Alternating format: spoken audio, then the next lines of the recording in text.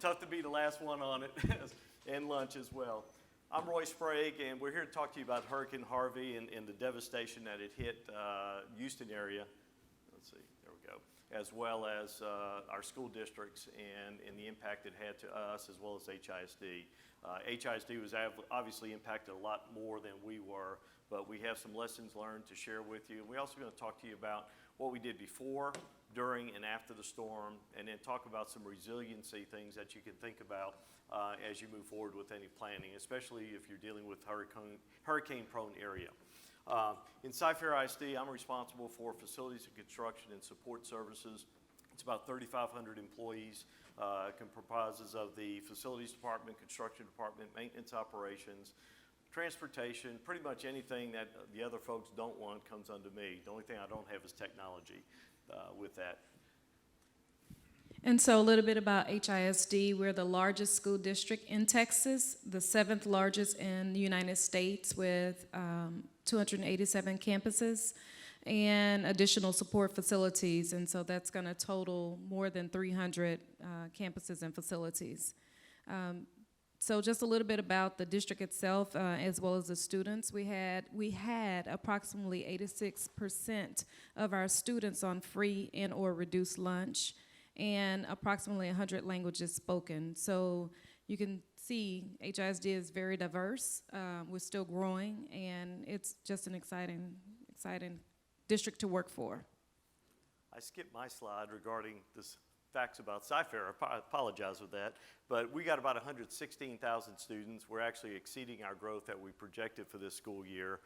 We are the 3rd largest school district in the state of Texas. We're 2nd in the Houston area to HISD, and we're also the 22nd largest district in the nation.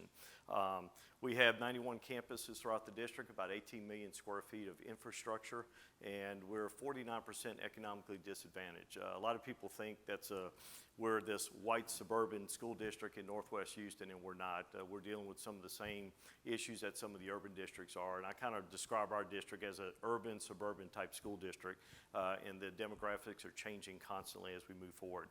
And then also we have over 9,000 special ed students that we have in our district. I am the Officer of Facility Services, and I currently report to the COO. And so in business operations, there are a number of divisions, including the Facility Services, which is my area, the Nutrition Services team, which is about 2,100 employees, the Police Department, 200 plus police officers, the Construction Services and Projects team, about 50 or so there. And then the logistics and transportation, which is one of the largest next to mine.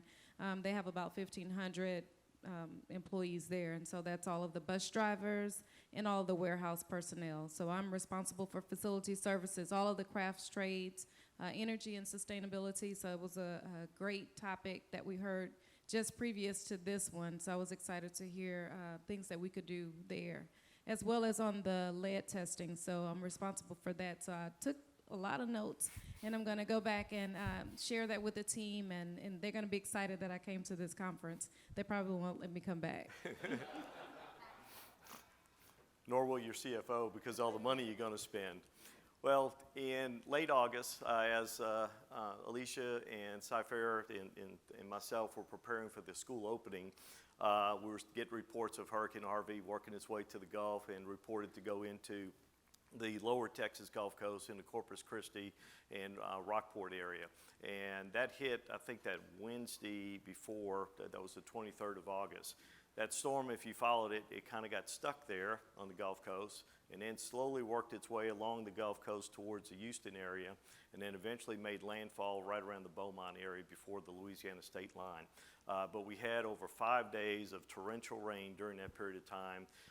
Reports in the city were anywhere from 36 to about 52 inches of rain, depending on what part of the city you were in. And it's just amazing how much rain that we had through the process. We had over 130,000 homes that were damaged in the Houston area alone. Another big factor is over 1 million cars and trucks were damaged and destroyed as a result of the storm.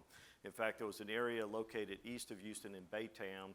It was an old race car track area that they utilized to deliver all the damaged cars over, and then having the insurance companies come in and do their claim adjustments and so forth over there in Baytown. One of the things that we're going to see is a really impact. We're not going to see the true impact today because this storm is going to take us 1 year to 2 years, if not longer, to try to recover and rebuild and try to do other flood mitigation that needs to be done throughout the city and the county to try to help minimize this from the future. And then that's going to also have an impact on our property taxes. One of the things I know the county is already talking about doing is changing the flood maps in the district, in the city, and that's going to impact property values and could impact our revenues as a school district depending on what those property values are and how severe each district got impacted by the storm. In preparation for Hurricane Harvey, some of the things we did in Cypher ISD, and the one thing I want to say, at least with hurricanes, you can prepare for it. You know they're coming. Tornadoes, earthquakes, and some of the other disasters out there you can't plan for or be prepared for it. So at least we had time to get ready and try to do the best we can to ride out the storm and then deal with the aftermath. But one of the things we did is we went ahead and made sure all our storage tanks were fueled.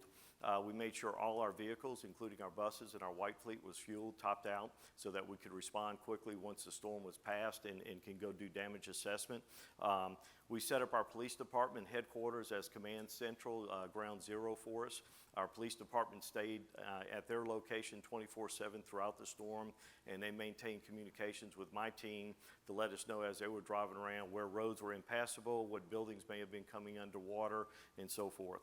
In fact, during the storm, I'll talk about that when the storm comes in, we knew some buildings were flood prone, so we used sandbags to go ahead and try to protect those wherever we could.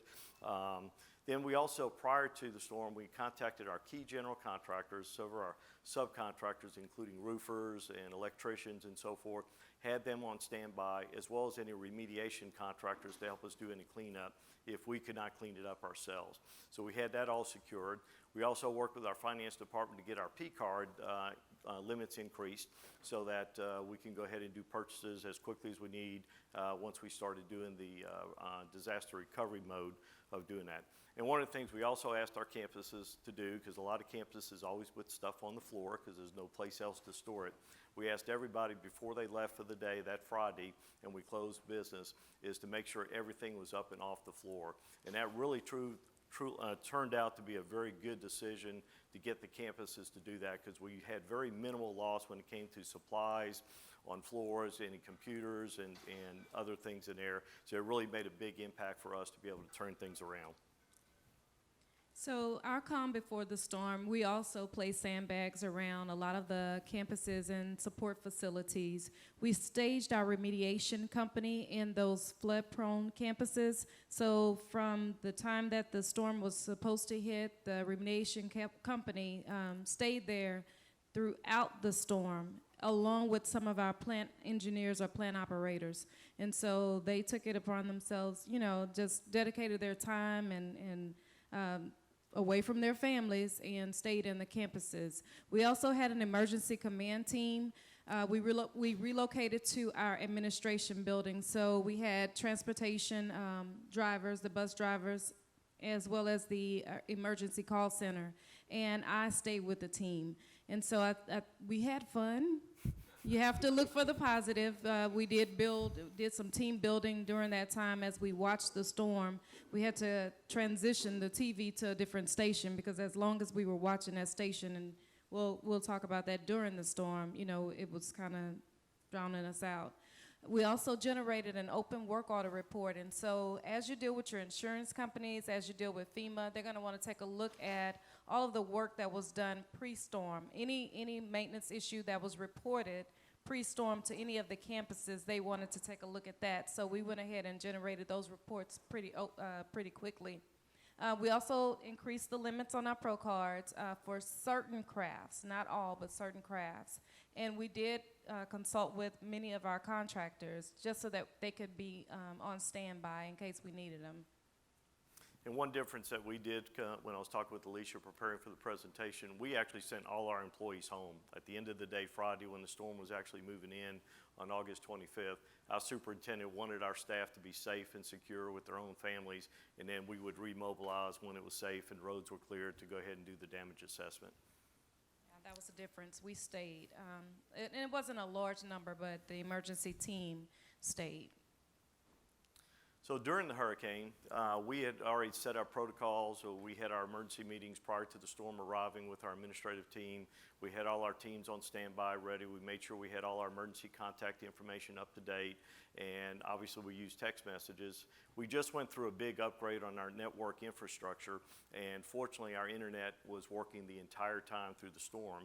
And what was unique about this one compared to Hurricane Ike that hit the Houston area in 2008, we had major power outages throughout that, and it created very significant communication problems to try to recover and understand what assessment needs you had and build back. In this storm, we really didn't have any power outages in our district. I'm not sure if Alishia had any in hers. We had 2 schools that went out for a short period of time. They were back on in about 2 hours on that Friday and Saturday. So it made a difference from that standpoint. So we were really dealing with a water event more than a wind and true hurricane, because all we received in Houston was really tropical force winds anywhere from 35 to 45, 55 miles an hour, depending on where in the city you were located. That Friday night, it rained. Saturday morning, it was raining throughout the day. In fact, we went through all our buildings and checked everything that Saturday afternoon, had everything cleaned up by Saturday evening. So we said, okay, this storm's maybe not as bad as they're reporting on the news media. Well, then Saturday night came along, it started pouring, and it just continued to rain more and more. So a lot of people went to bed Saturday night thinking that everything was fine, and when they woke up that next morning, they woke up with 6 inches, a foot of water in their house and trying to scramble to get out of their subdivisions and neighborhoods. It just happened so fast. One of the other things typical with hurricanes, you get these outer bands coming across on the northeast side of the storm, which we got the brunt of the bad part of the storm.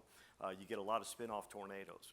On that Sunday, we had over 150 tornado warnings in the Houston area, and it was confirmed by the National Weather Service that we had 29 tornadoes that actually touched ground, and we actually had one that skipped across in one of our parts of our district and impacted 7 of our campuses. Fortunately, it didn't hit any buildings, but it did damage uprooted trees and fencing and so forth in athletic areas that we had around our sites. We were able to check buildings, but then once the flooding started, we couldn't go anywhere. Our police department got flooded in, so we basically stood at our house and then we did conference calls and talked 2-3 times a day trying to get an assessment of where things were. And then during the storm, we actually, because we couldn't get out to go visit facilities, we worked with our police department and accessed all our security cameras via the web and be able to go look at each and every camera to try to get a feel for what damage we had throughout the district. So once it was safe to mobilize and get out into the district, then we knew where to send crews at to hit any of our most critical needs that we had throughout the district. So during the storm, we had conference calls with the mayor, and just to make sure that we were all keeping in touch with what was going on. We did have a number of network and power outages, so we worked closely with our CenterPoint team, our energy team, and reported those issues. I personally logged into the security cameras and looked at each school and was able to see the water as it was gushing in, as well as the team that was in there trying to push the water out. We did have to rescue some of the remediation teams as well as our plant operator teams and even one of the board members. So we did that during the storm.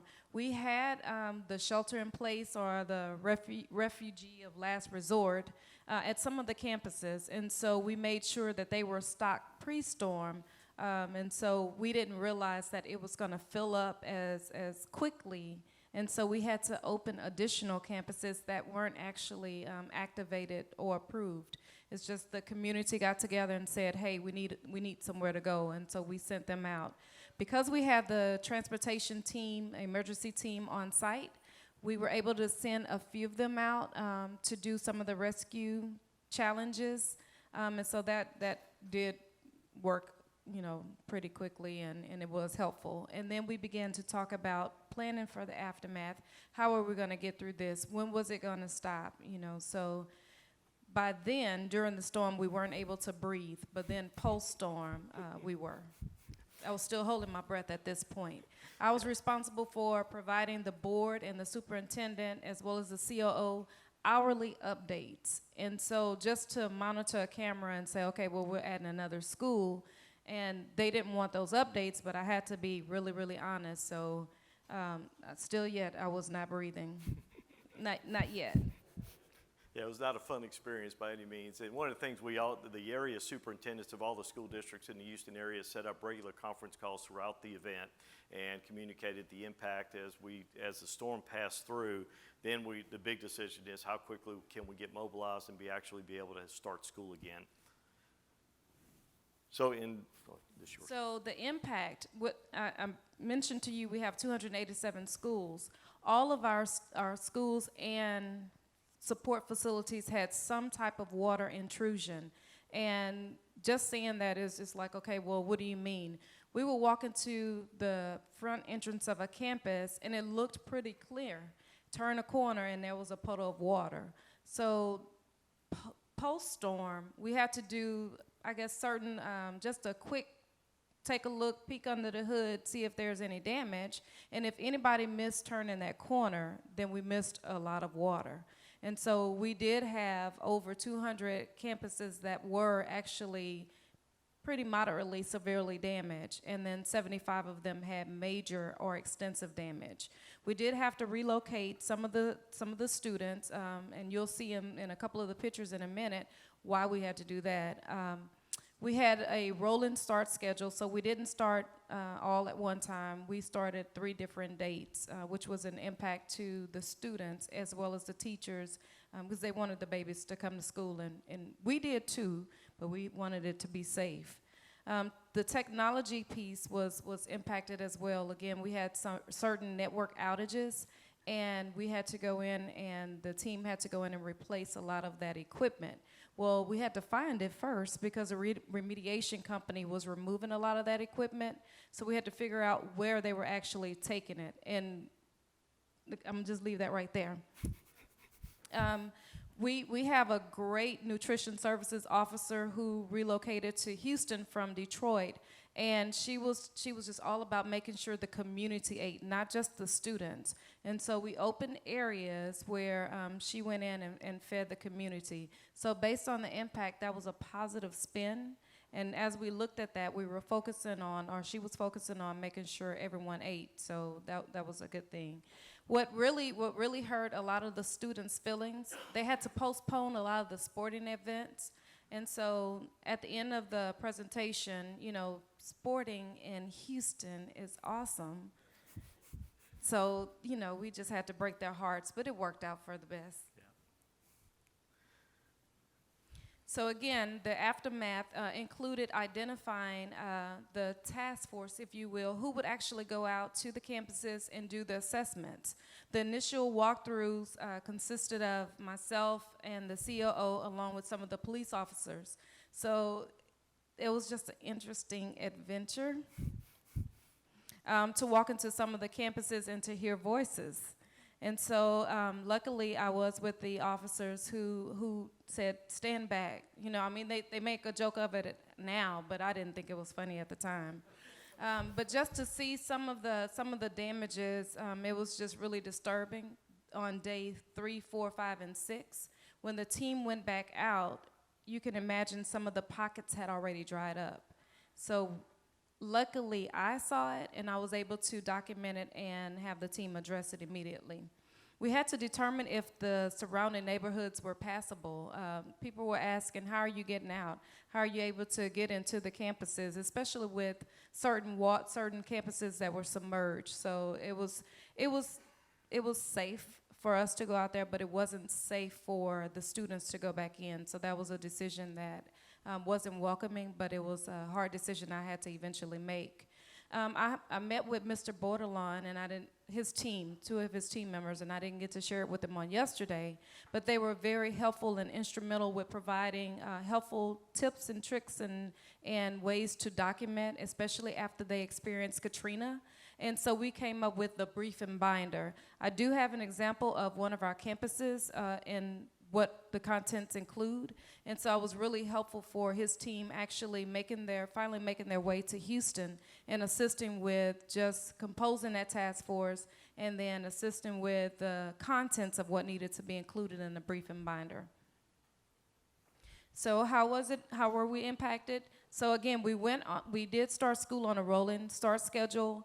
30,000 of those students had to relocate to older campuses. So we were on a time crunch of remodeling and renovating certain campuses just to make sure the kinders could actually be in that campus. So for example, we had to convert a middle school down to an elementary. We had to convert an old high school down to an elementary. So you know the babies had to have the right toiletries, and so that involved just a major renovation. One thing that the team didn't know initially, kindergarten and first grade students couldn't be on the second floor.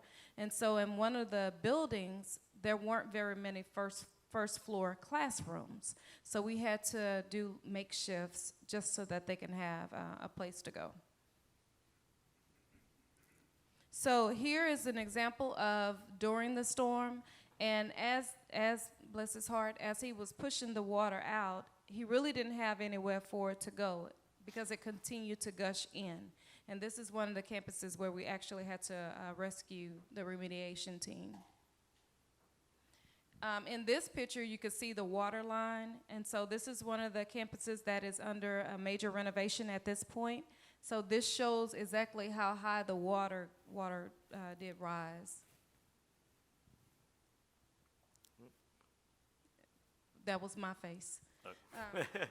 So in this picture, you can kind of see where the water actually was. This is a bookshelf. So as we did have them to move all of their equipment, their books, their technology pieces up a little higher, it didn't matter because the water was rising anyway.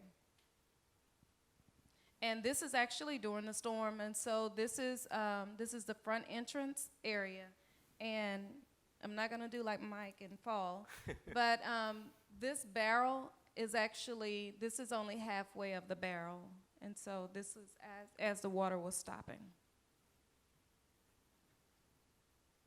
I don't need to say anything about the floor, right? Okay. And this is what one of the campuses looks like today as we're continuing to renovate. And so we did get all of the water up, but if you take a look in the second picture and you see the steps going up, the water actually submerged past the stairwell.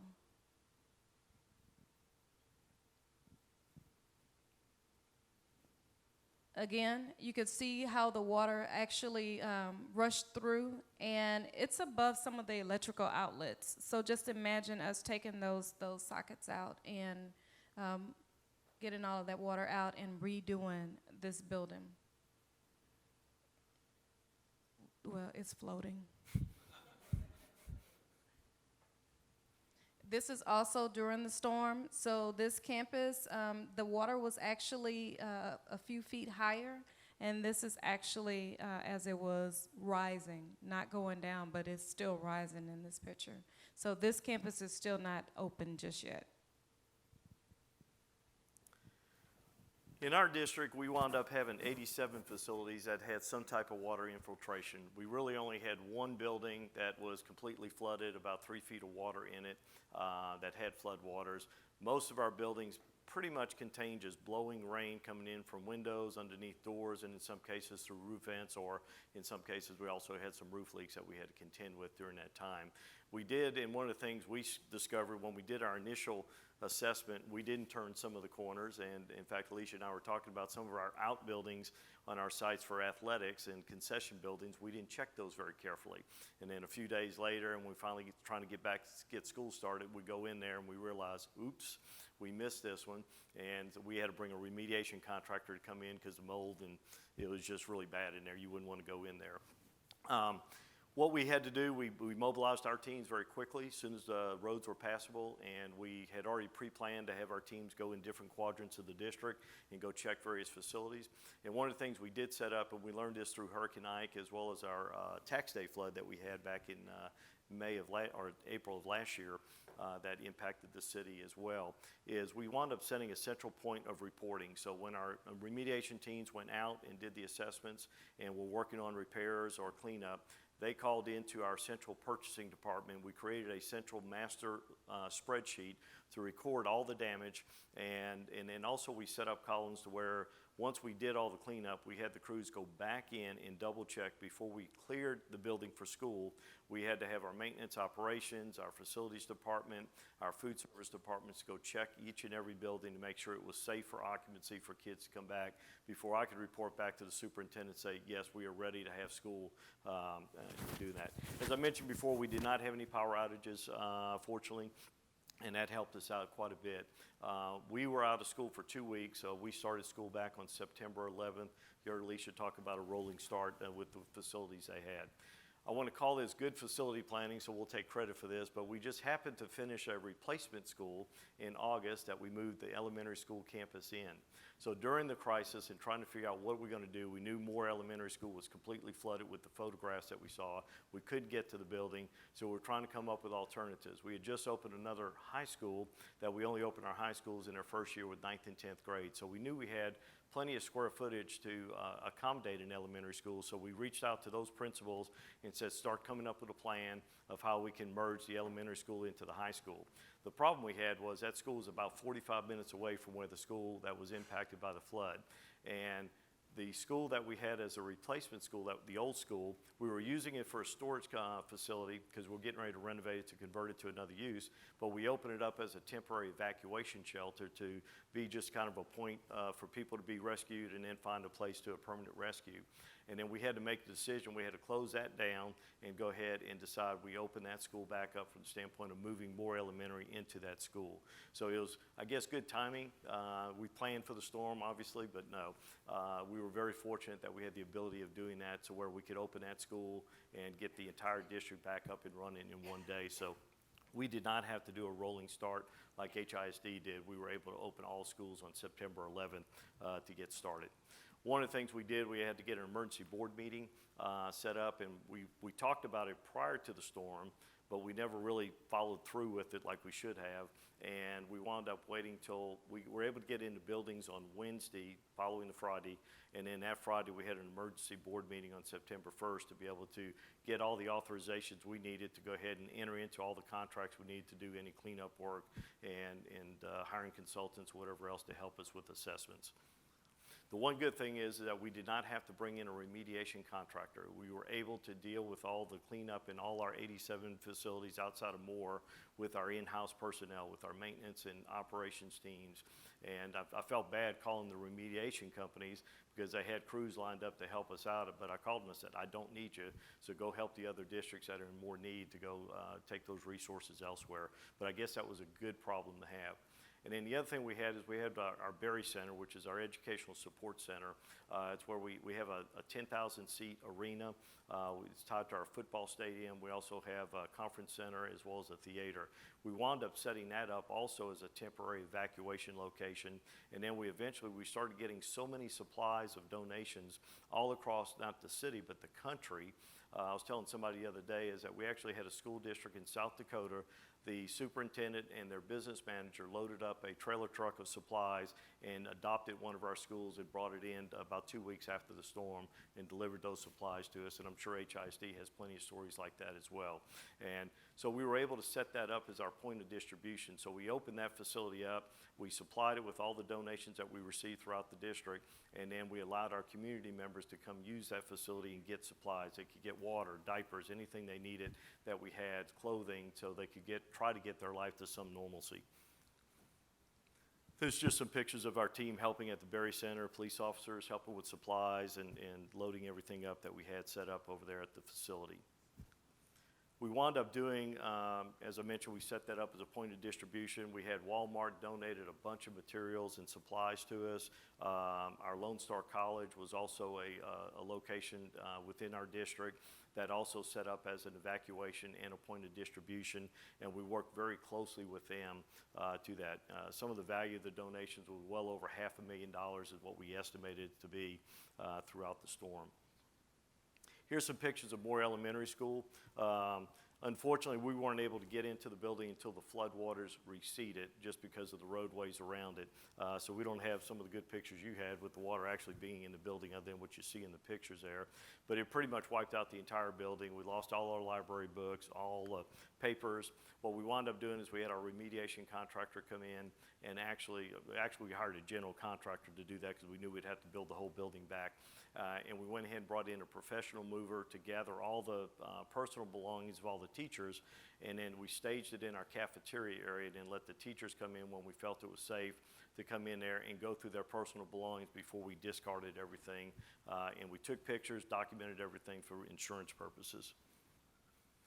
What we want to talk about now is resiliency. You know, how do you prepare for a storm like this, and some of the things that you can deal with in doing things in your facilities design to help you hopefully mitigate some potential flood issues.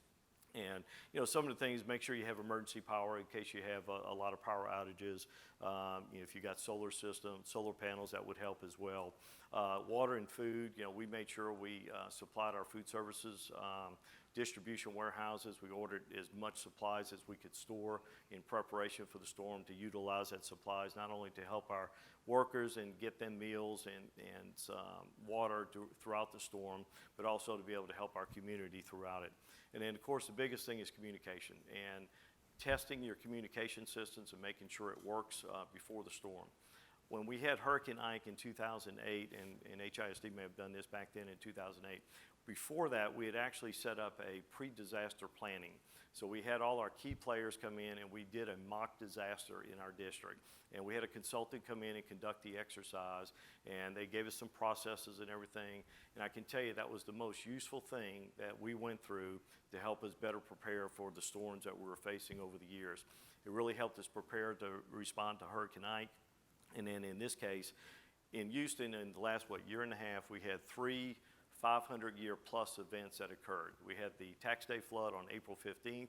We had the Memorial Day flood shortly after that in 2016. And then, of course, Harvey came and paid a visit for us. And different areas of the city got impacted by those storms. In fact, we actually got impacted more by the Tax Day flood with our facilities than we were with this storm. And it's just weird stuff that you see in these storms. Community, just working with your community members and working with Red Cross and being able to establish protocols of how do you work through those issues. Well, one of the things we notice and learn from this is, where do people go in their community? They go to their churches and they go to their schools. So we had people showing up at our schools. We had not opened that building up, and we were getting phone calls because they had no other place to go. So we had to get our police department out there with buses to try to get there to open the building up, just so we can give our community members a safe haven until we could get some rescue folks out there and get them located to a shelter. And those are some of the things we had to do. We had another situation with, we have a big detention pond at one of our facilities that always floods when we have a big rain event. Well, knowing that, and it floods the neighborhood next door to us, so what we did was we opened up all the gates to our parking areas so at least that community could go ahead and bring in their vehicles and get them to higher ground so they wouldn't flood. And those are some of the things we've learned from our past events so we can work with our community to move forward. Anything you wanted to add? I would just say on the communication piece, so we have a hurricane preparedness team. And so engaging with that team and having that team engage with not just facilities, but also with the campuses is key and critical. And I know that when we're in meetings and we're doing mock disasters, we need to make sure that we engage with the academic side as well, and not in an administrative setting, but actually in a campus. So I think that would be key. In the effort of time, I'm not going to go through all these various points. The PowerPoint will be made available so y'all can have this. But these are some studies that have been done by one of our architects recently, and they published a report about some things you can consider during the design of your buildings and new construction versus existing construction of what you should do. We always try to locate our floor slab well above the floodplain, even 1 feet above a 500-year flood event, so we can make sure we can minimize any water getting into our buildings. And that's one of the big things we've done, and I think as a result of doing that, it shows that we did not have floodwaters in all our buildings except for the one that came in. We also have some suggestions about wind when it's a full wind event, whereas Harvey was really a rain event more than anything else. If y'all are familiar with A4LE, during Katrina, the Southern Region, and at that time it was CFPI, Council of Educational Facility Planners International, they formed a task force to provide resources and help to New Orleans. And as a result of that, they created a disaster recovery manual with all the lessons learned from there. And it's available on the A4LE website that you can actually download and to give you some helpful hints in terms of preparing and working through a storm and the aftermath, and then working with FEMA and your insurance adjusters to try to get your reimbursements back. They also, after this storm, they published just kind of a best practice guide, a little one-page document that's available again on their website. I just took some excerpts out of that of how to do, just being prepared for it, the storm, and then getting started related to just how do you prepare for this. And the biggest thing I can tell you is document, document, document. Like y'all were doing on the binder and getting things that FEMA wants to know what your past work order is or open work orders are. You can never have enough documentation. And in our experiences with FEMA is you wind up getting 7 or 8 different inspectors over the course of time, and you have to reproduce the documents every time a new inspector comes in. So it gets to be very frustrating and very time consuming. In fact, our school districts are currently evaluating whether we're even going to go to FEMA and seek reimbursement on this storm, just because of the pure time element and labor time we would have to input into trying to get the reimbursement back. In fact, we still haven't been funded from Hurricane Ike in 2008 yet at this point, and I think Ron had indicated he just got his funding in 2012 from Katrina, which is 7 to 8 years typical. Lessons learned. One of the things we experienced is because of the flooding, we had a lot of sewer systems out there and sewer treatment plants that got flooded. And then all of a sudden we started getting notices from the sewer plants that you cannot discharge while we're sitting there getting ready to try to open school. And so one of the things we were challenged with is we got to go find porta cans, we got to go find portable restroom buildings. And unfortunately we did that during the storm and after the storm, and we couldn't locate anywhere because Corpus Christi got hit. A lot of resources were over there in that general area, and so it was very difficult to get those resources. So one thing I know I will do next time is I'll secure those facilities in advance, have them even delivered to the district if we need to, and mobilize them in a central location and move them somewhere else. Certainly make sure you have all your emergency contacts in place. No matter how good of a job you do, sometimes you mess up with your communication chain, and it's always a challenge doing any type of disaster event. Look at options for where you can relocate students. Fortunately, HISD had some buildings available. We were lucky we had one building available, but we never thought of that as being an option or even considering that being an issue for us during the storm. So we scrambled during the storm trying to figure out what we were going to do to logistically to set up that other school. Also verify your board policies. Make sure your board policies are in alignment with your emergency leave and your pay practice with your employees. In our district, we provide 7 days of emergency leave to all our employees, so they're paid if we close school for emergency purposes. But then you get into the issues when you call back in essential personnel during that closure period. Do they get double time and a half, time and a half? So you need to make sure your policies are very clear so you don't have to fight that battle while you're dealing with the storm response, because we need to mobilize people to get the buildings ready, and then we're fighting with our legal counsel and HR as to whether we can pay them overtime or not. I don't know if you had issues like that or not. And then the last thing is just get your board authorization prior to the storm. We waited a little bit too long and we couldn't mobilize the board in time, so it delayed us in a little bit of our responses. So if you know a storm's coming, go ahead and get that emergency authorization in advance. So as soon as you can actually mobilize, you've got the authority to do what you need to do to purchase product systems or whatever you have to do to respond. From our lesson learned perspective, definitely identify the task force. The task force is not only cabinet, And I think that was just an eye-opener for the cabinet. We had multiple task force teams, and so just making sure you have the right people in the right place at the right time is very critical. Some other things that we needed to do, and we will do going forward, make sure you work with the academic side to get all of the inventory. So any inventory that the campuses have for their equipment, you want to make sure they're already documenting that. Any pictures that they have of the campus pre-storm, because that was critical going back to not just FEMA, but the insurance company. So we haven't met with FEMA just yet. And then look at the enrollment status, look at the student rosters. That plays a huge part when you're talking to the insurance companies as well. Identify any purchasing issues or challenges that you might have. And so although we increased the P cards or Pro cards, we didn't have any tile within the city of Houston at all. So we had to come up with an emergency plan and just trying to find tile. So ceiling tile as well as floor tile, and then breathe. So I know a lot of times when you're in an emergency or a disaster situation, you tend to scream and you start running and you panic. Well, at one point I looked at the team. They had been there it was going on our 5th day, because we didn't leave until the 6th. And it was nothing else that I could do for the team. So I had to step out, I had to breathe, and I had to walk back in, and we played cards. And so I did thank them for everything that they had done, the sacrifice they made, the commitment that they made. And so just breathe in the event of a disaster. You have to take time to breathe. So I did mention that I have an example of our briefing binder, which we're presenting to the insurance companies as well as FEMA. Roy and I had a great conversation on just keeping and maintaining the data. It is on our SharePoint site if we needed to extract it again, but what needs to be included in that briefing binder? Any facility statistics from the age of the building, the name of the building, the addresses, because if you change the front door, the address changed. So any of that historical information, you want to make sure you have that. What does the history look like? Have you done any major renovations or improvements? All of that is included in the briefing binder. Again, the student roster. So when you're dealing with the insurance company, you want to make sure you have an account for the students that were supposed to be there in the first place.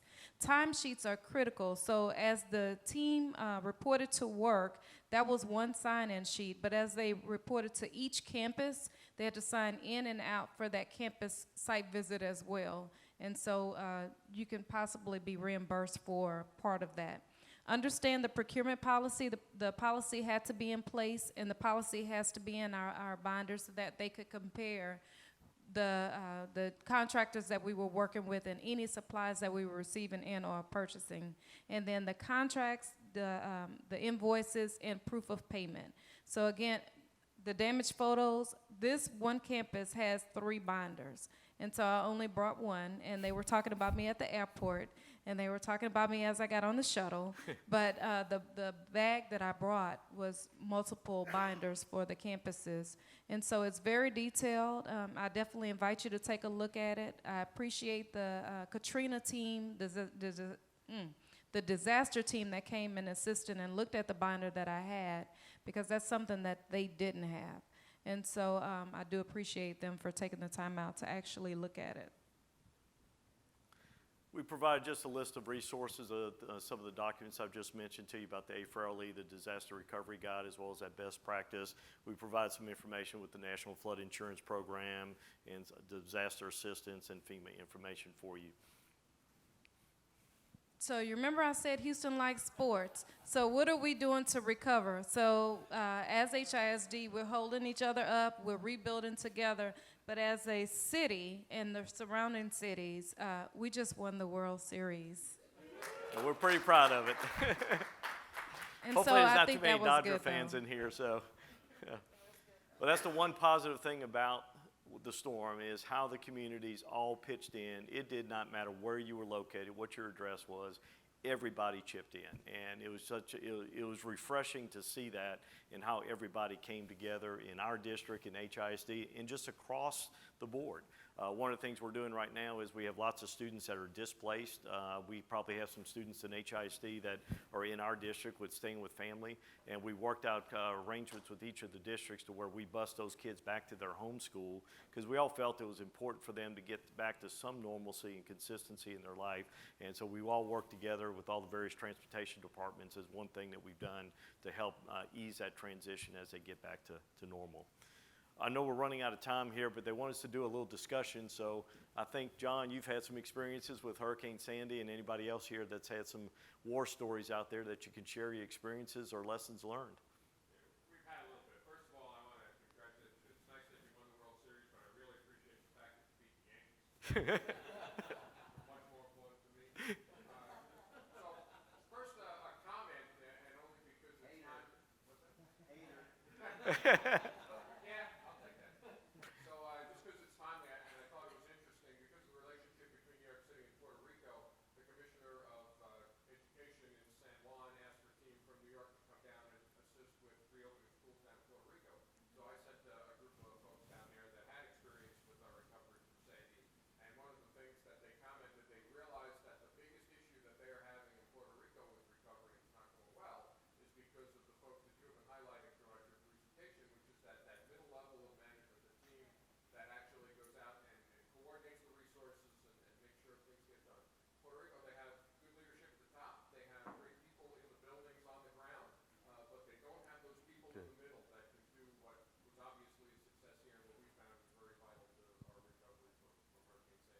And that's a good point. So actually, one of my colleagues was in Puerto Rico last week, and I provided him with all of the support in detail, and he said they had nothing. So just doing the assessments and the instructions were included in my presentation for him.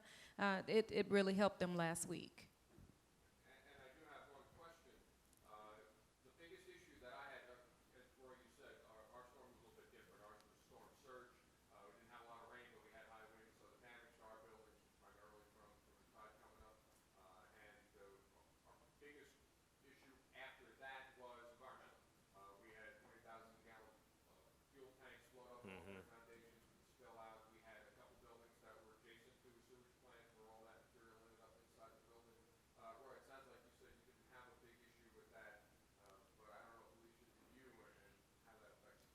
So I have to admit, I panicked, and as I looked at the water, I wanted to make sure in the surrounding areas and what was in the water as I opened one of the doors, I wanted to make sure we did air quality tests.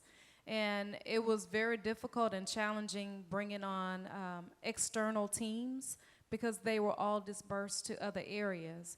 And so I did contact other school districts just to see how they worked through that process, even the area. And so we took it phase by phase. The most critical campuses that we knew we had to open, we tested those first. And then we, just like we did the lead testing, we staged and phased the air quality tests. So that was key and critical in that area because, of course, we're near the gas lines and, all of those areas, all those companies, rather. And our biggest issue environmentally really was the sewer situation. We had 8 campuses that were impacted. In fact, our superintendent went to the board on when we did the emergency report and told the school board that we're going to open school, have staff return the following Tuesday and school on that Wednesday. And then as we completed the board meeting, I'm getting text messages saying, we've got some issues here with the sewer.